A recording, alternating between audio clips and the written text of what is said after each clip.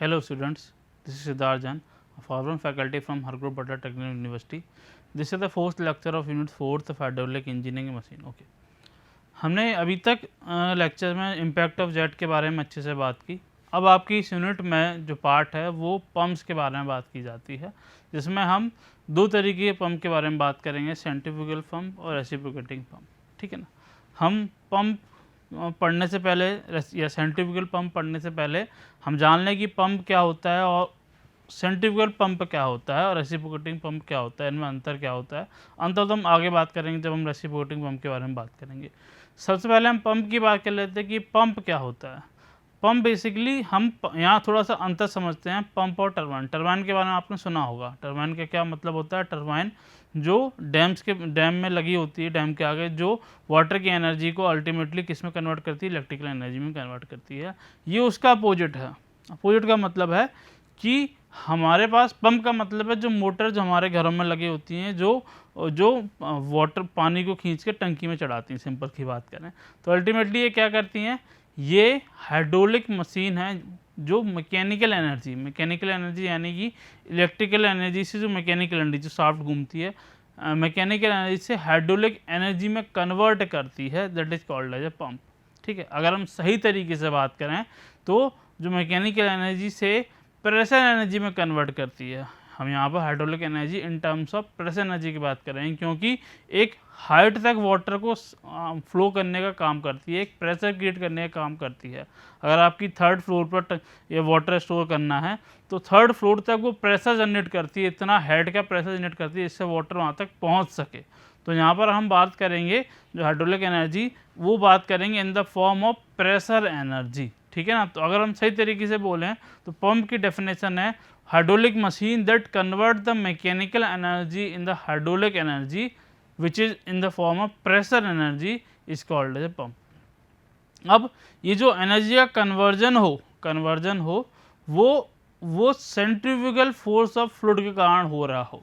अगर energy conversion centrifugal force of fluid के कारण हो रहा हो तो वो पंप कहलाता है सेंट्रीफ्यूगल पंप, और कुछ नहीं बस। और रेसिप्रोकेटिंग में थोड़ा सा अलग होता है, हाँ अभी नहीं बताएंगे, जब आपको पढ़ाएंगे तभी समझाएंगे।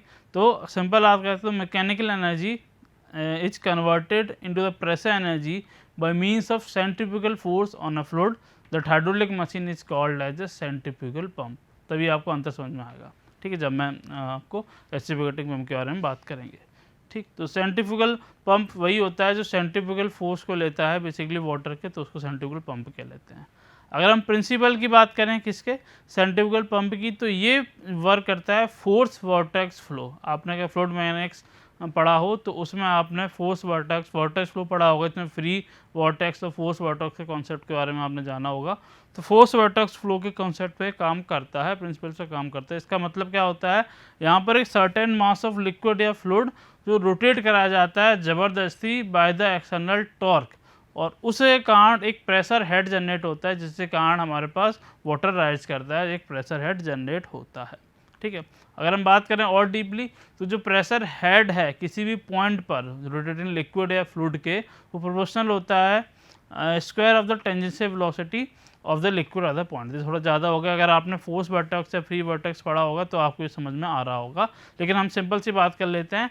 ये किसके प्रिंसिपल से काम करता है? ये प्रिंसिपल पर काम करता है फोर्स वर्टेक्स फ्लो के, जहाँ पर क्या होता है कि सर्टेन मास को ज़बरदस्ती फ्लो कराया जाता है जिससे प्रेशर हेड राइज होता है, सिंपल सी बात करें।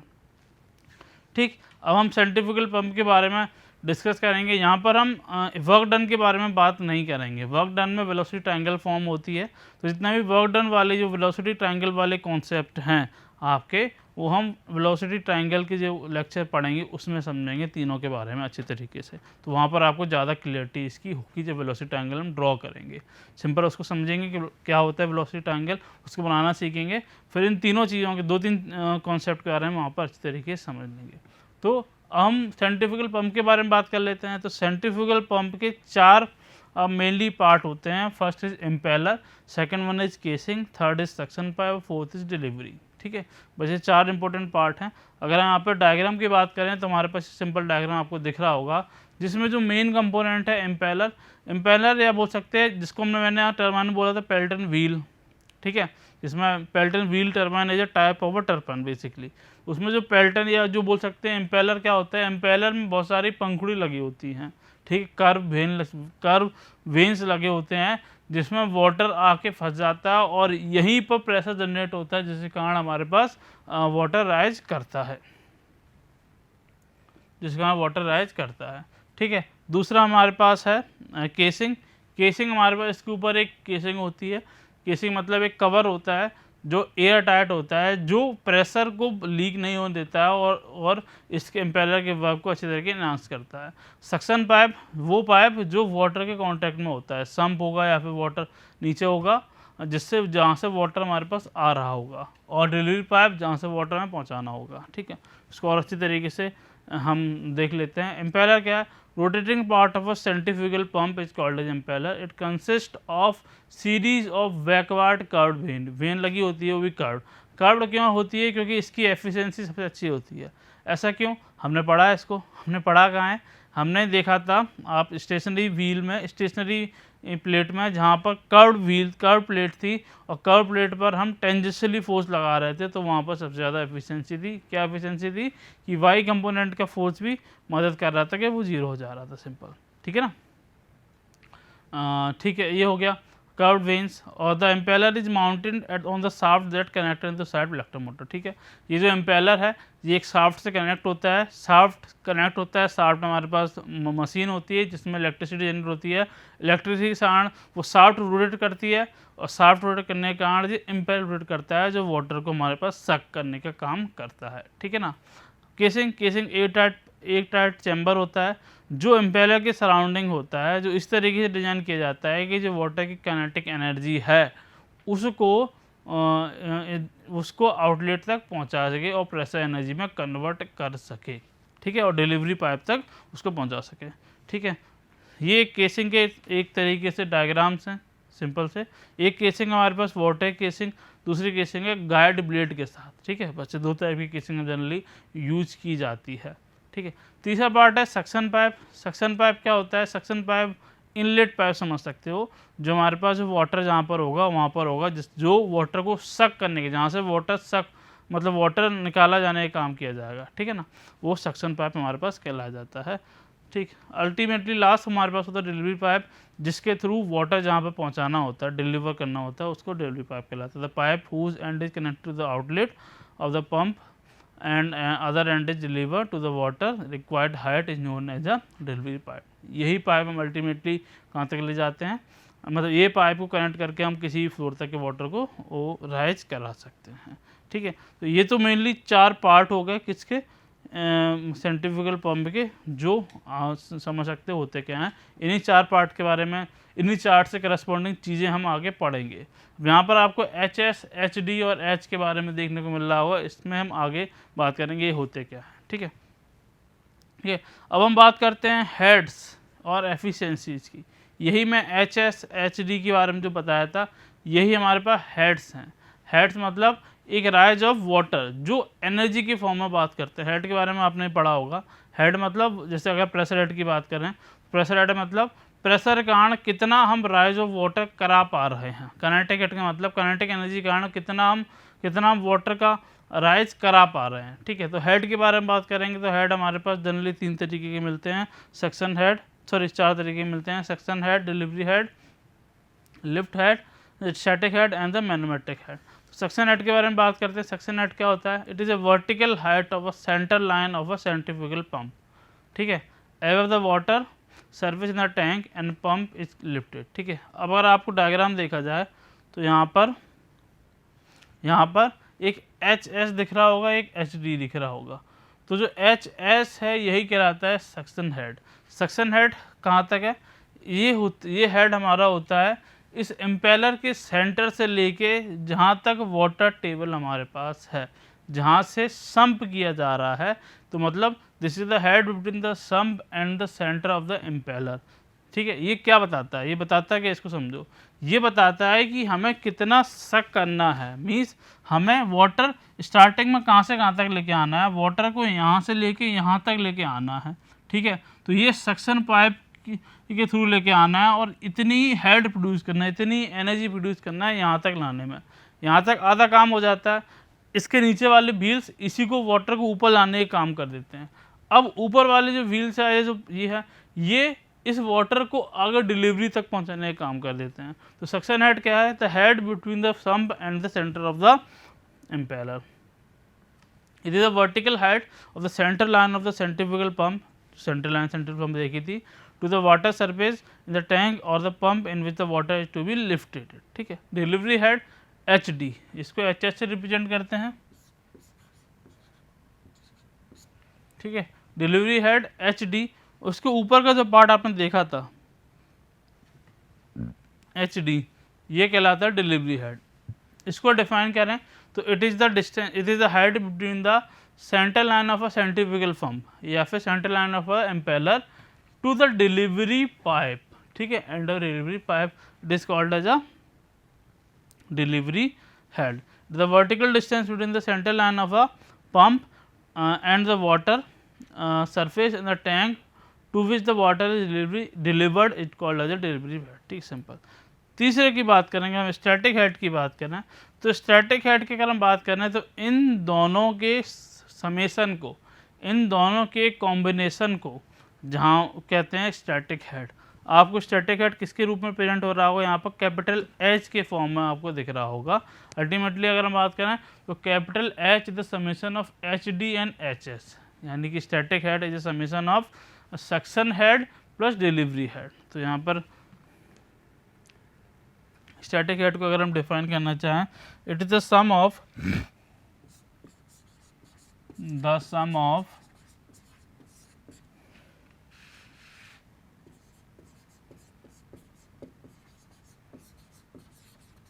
सक्शन हेड एंड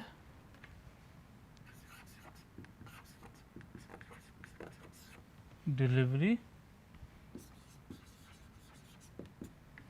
ठीक है। तो ये हमारे पास H से रिप्रेजेंट कर सकते हैं, H equal to small h s plus small t. ठीक है। लास्ट आता है हमारे पास मैनोमेट्रिक हेड एच एस। ठीक है। इसको कैसे डिफाइन करेंगे? इसको अगर डिफाइन करें तो ये वो हेड है। ठीक है। It is defined as the head, simple अगर हम थोड़ा लिख लेते हैं इसके बारे में, इट इज, ये वो हेड है अल्टीमेटली जिसके अगेंस्ट पंप को काम करना है। अगर हम थोड़ा समझ लें पहले, ये वो हेड है, मैनोमेटिक हेड वो हेड है जिसके अगेंस्ट पंप को काम करना है। ठीक है ना, जिसके अगेंस्ट मतलब जिस हाइट तक पहुंचाना है। ये अल्टीमेटली स्टैटिक हेड के करस्पॉन्डिंग ही रहता है, लेकिन ये थोड़ा सा उल्टा समझो, ये वो हेड है जिसके आगे, जिसके विरुद्ध में हमको किसे काम करना है, जिसके विरुद्ध में सेंट्रीफ्यूगल पंप को काम करना है। तो अगर हम इसको डिफाइन करें, it is defined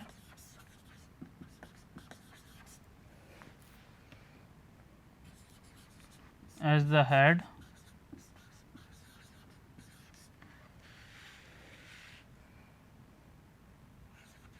against which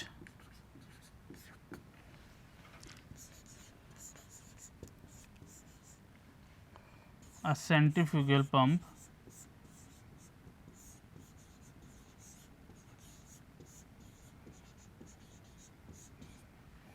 has to work। ठीक है। इसको ऐसे हम से रिप्रेजेंट करते हैं और इसको निकालने के तीन तरीके हैं, इसको निकालने के तीन तरीके हैं। ठीक, इसको मैनोमेटिक हेड निकालने के तीन तरीके, हम तीन तरीके की एक करके बात करेंगे। पहले तरीके की बात करते हैं, पहला फॉर्मूले की बात करते हैं। तो अगर हम एच एम को डिफाइन करें तो एच एम यहाँ पर क्या हो जाएगा? एच एम हो जाता है head imparted by the impeller to the water. ठीक है। Head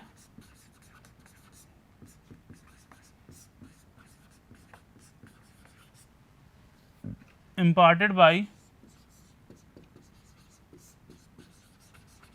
impeller to the water minus head loss, minus losses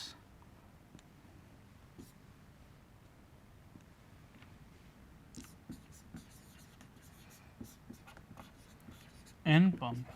ठीक है। तो यहाँ पर आपको समझ में आ गया होगा यहाँ पर मैग्नेटोमोटिव हेड का मतलब है जो इम्पेलर के द्वारा जो काम किया जा रहा है, जो हेड जनरेट किया जा रहा है, जो एनर्जी जनरेट की जा रही है, उसमें से हम जो लॉसेस को माइनस करते हैं। यानी कि मैग्नेटोमोटिव हेड का मतलब है जो नेट हेड निकल के आ रहा है, जिसके अगेंस्ट जिसको अल्टीमेटली जिसको हमें सेंट्रीफ्यूगल फॉर्म के द्वारा निकालना है, उस नेट हेड को बोलते हैं मैग्नेटोमोटिव हेड। तो पहला तरीका ये है मैग्नेटोमोटिव हेड निकालने का। दूसरा तरीका हमारे पास है टोटल हेड जो आउटलेट पर निकल के आ रहा है माइनस टोटल हेड जो इनलेट पर हमने देखा था। उन दोनों को माइनस कर देंगे तो भी हमको नेट हेड निकल के आ जाएगा जो नेट हमको निकालना है। ठीक है, तो दूसरा तरीका हमारे पास है total head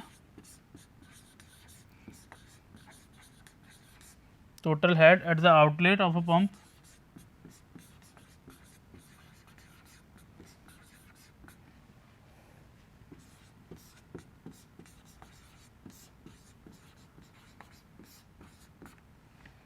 minus total head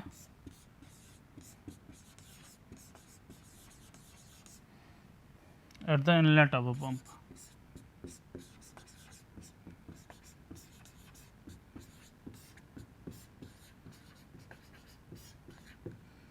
ठीक है, ठीक।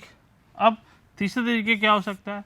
तीसरा तरीका हो सकता है कि हमने नेट हेड निकालना है, अल्टीमेटली मैग्नेटोमोटिव हेड निकालना है। तो पहला तरीका देखा कि जो इम्पेलर कारण जो हेड प्रोड्यूस कर पा रहे हैं माइनस जो हेड लॉस। दूसरा, हम फाइनल हेड की बात करें माइनस इनिशियल हेड की बात करें। तीसरा, जितने भी हेड इसके अलावा एग्जिस्ट करते हैं, जितना भी ये जो इस पंप के द्वारा जो हेड जनरेट हो पा रहे हैं, दैट में भी HD, HS और दूसरे जो हेड हैं, उन सबको सम कर लें, उन सबको समेशन कर लें, तो वो कहलाएगा हमारे पास मैग्नेटोमोटिव हेड, जिसके अगेंस्ट इसको काम करना है।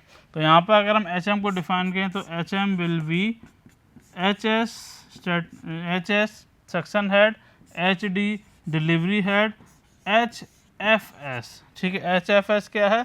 HFS है fictional head losses in the suction pipe. Losses तो जनरेट करनी पड़ेंगे, प्लस ये माइनस में रहेंगे लॉसेस, तो माइनस हो जाएंगे। ठीक है, HFD frictional head losses to delivery pipe plus velocity head V² VD² upon 2G, ये वेलोसिटी है। तो ये सारे तरीके के हेड हमने लिख लिए हैं, जिसमें हेड लॉस भी लिख लिए हैं। यहाँ पॉजिटिव में है लेकिन वो माइनस होकर हट जाएंगे, तो ये हमारे पास नेट हेड या मैग्नेटोमोटिव हेड हमको प्रोड्यूस कराएंगे। तो दिस इज द चार तरीके के हेड हैं। तो this is the 3 form of the magnetomotive head. इस तरीके से हम मैग्नेटोमोटिव हेड को कैलकुलेट कर सकते हैं इन 3 तरीकों से।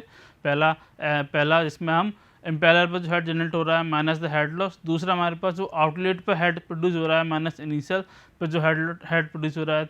तो तीसरा तरीका है जितने भी तरीके के हेड्स हमारे पास हैं और जो लॉसेस हमारे पास हैं उनको नेट ऐड कर लेते हैं और वेलोसिटी हेड को प्लस करके निकाल लेते हैं, तो जो हेड निकल के आता है उससे हम मैग्नेटोमोटिव हेड बोल सकते हैं।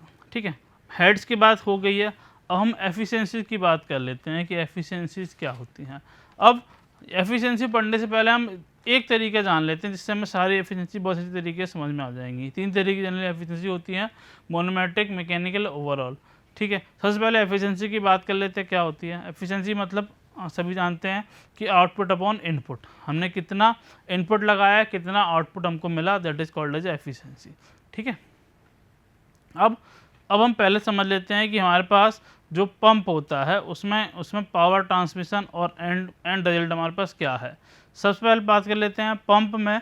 तो पंप जो पावर ट्रांसमिशन है वो शाफ्ट या इलेक्ट्रिक मोटर के कारण होती है शाफ्ट पर, यानी सबसे पहले पावर हमारे पास आई शाफ्ट के पंप के शाफ्ट पर।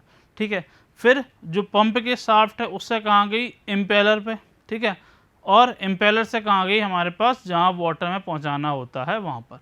ठीक है, तो पावर हमारे पास तीन जगह ट्रांसफ़र हुई। पहले हमारे पास shaft, impeller, then water head. तो इन्हीं तीनों के बिहाफ पर ये 3 एफिशिएंसी हमको पढ़नी है, मैग्नेटिक, मैकेनिकल और ओवरऑल। ठीक है ना, मैग्नेटिक, मैकेनिकल, ओवरऑल। ठीक है, मैग्नेटिक एफिशिएंसी को छोड़ो, अगर मैग्नेटिक हेड की अगर हम बात करते हैं तो मैग्नेटिक हेड का मतलब क्या होता है हम यहाँ पर समझेंगे। मैग्नेटिक हेड का मतलब क्या होता है, हमें जो नेट हेड मिल रहा है, नेट हेड की माल बोलें या फिर अगर हम सही तरीके से बात करें जो फाइनल हेड मिल रहा है। ठीक है ना, ये फाइनल एनर्जी मिली, यही तो आउटपुट है अल्टीमेटली। ये क्या है, यही तो आउटपुट हमने दी, आउटपुट हमने जो गेन किया, ठीक है, आउटपुट, ठीक है। अब आउटपुट के बाद थोड़ा सा और आते हैं, ये आउटपुट या बोल सकते हैं जो वाटर हमारे पास डिलीवर हुआ वो किसके थ्रू हुआ, वो हमारे पास हुआ इम्पेलर पे जो फोर्स लगा उसके कारण, यानी कि इम्पेलर पर जो हेड जनरेट हुआ उसके कारण, ठीक है, यहाँ पर आया।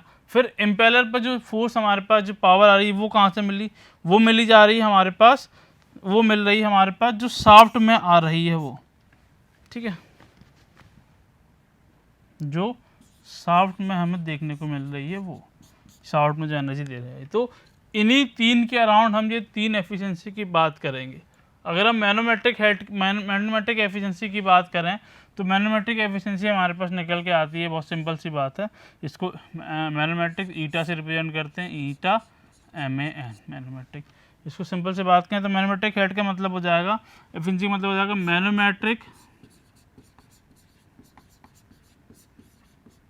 अभी आपको तीनों चीज़ें अच्छी तरीके से क्लियर हो जाएगी, head divided by manometric head जो फाइनल डिवाइडेड बाई जो बीच वाला हिस्सा है जो इम्पेलर पर हेड मिला जा रहा है वो,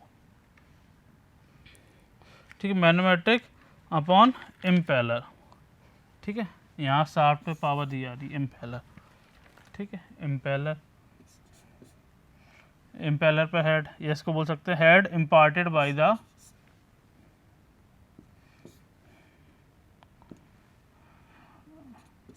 head imparted by impeller to water, ठीक, ये तो हो गया, ये तो हो गया हेड के करस्पॉन्डिंग। अगर हम पावर के करस्पॉन्डिंग बात करें जो अल्टीमेटली चीज़ है, तो यहाँ पर क्या है, यहाँ पर अगर हम बात करेंगे तो जो आउटलेट पर पावर दी जा रही है, इसको हटा के हम पावर के टर्म में बात करें तो ज़्यादा अच्छी तरीके से क्लियर आपको होगा।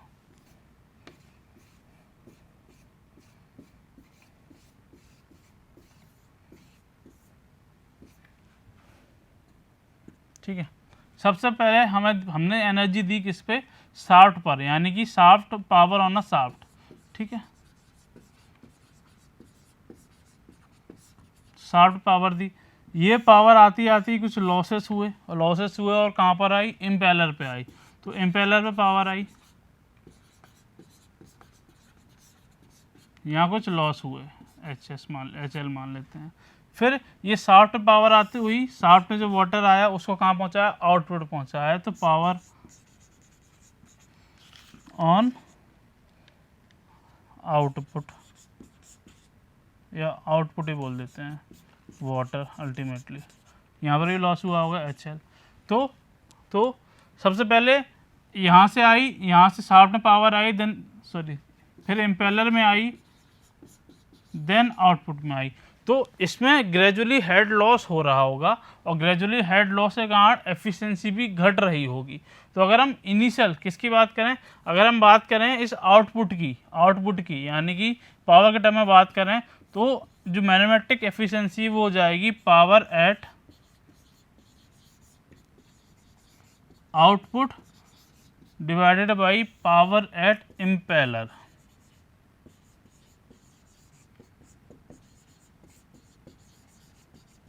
ठीक है, तो इन दोनों करस्पॉन्डिंग जो एफिशिएंसी होती है वो कहलाती है मैथमेटिक एफिशिएंसी। ठीक है, दूसरी एफिशिएंसी आती है हमारे पास मैकेनिकल एफिशिएंसी। मैकेनिकल एफिशिएंसी इन दोनों के करस्पॉन्डिंग जो एफिशिएंसी है that is a mechanical efficiency eta M. तो यहाँ पर अगर हम पावर के टर्म में बात करें मैकेनिकल एफिशिएंसी को तो हम क्या कह सकते हैं, mechanical efficiency is equal to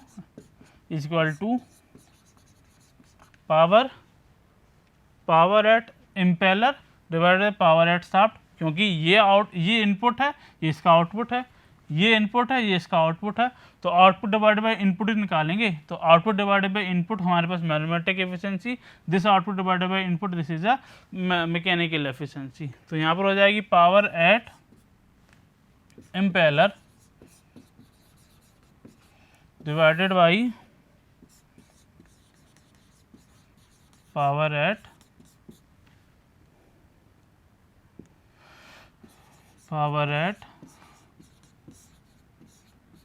shaft. ठीक है, ये दोनों एफिशिएंसी हमारे पास निकल के आती हैं। अब हमारे पास एक लास्ट एफिशिएंसी है जिसको बोलते हैं ओवरऑल एफिशिएंसी। तो इस फ्लो नेट को समझो, ये हमारे पास थी मैथमेटिक एफिशिएंसी, ये हमारे पास थी मैकेनिकल एफिशिएंसी। ओवरऑल एफिशिएंसी क्या हो जाएगी, इनपुट, स्टार्टिंग इनपुट और आउटपुट, यानी कि आउटपुट माइनस इनपुट, यानी कि power at output divided power at start is called as the overall efficiency. इसको eta naught power output divided by power input, इसको अगर हम मैकेनिकल और मैथमेटिक के टर्म में देखें तो eta naught will be equal to eta mathematic into eta mechanical. इसको सॉल्व भी कर सकते हैं। ईटा मैथमेटिक क्या होती है, power at output divided by power at impeller, और ईटा मैकेनिकल क्या होता है, power at impeller divided power at shaft. हो गया काम, इससे ये कैंसिल आउट हो गया तो वही आता है। तो यहाँ से रिलेशनशिप याद रखना कि overall of efficiency is equal to the multiplication of mathematic efficiency into mechanical efficiency. ठीक है, तो ये एफिशिएंसी के बारे में बात हमने कर ली है। तो this is all for today's lecture. I hope आपको समझ में सारी चीज़ें आई होंगी। For more understanding you can refer this book. So thank you for watching.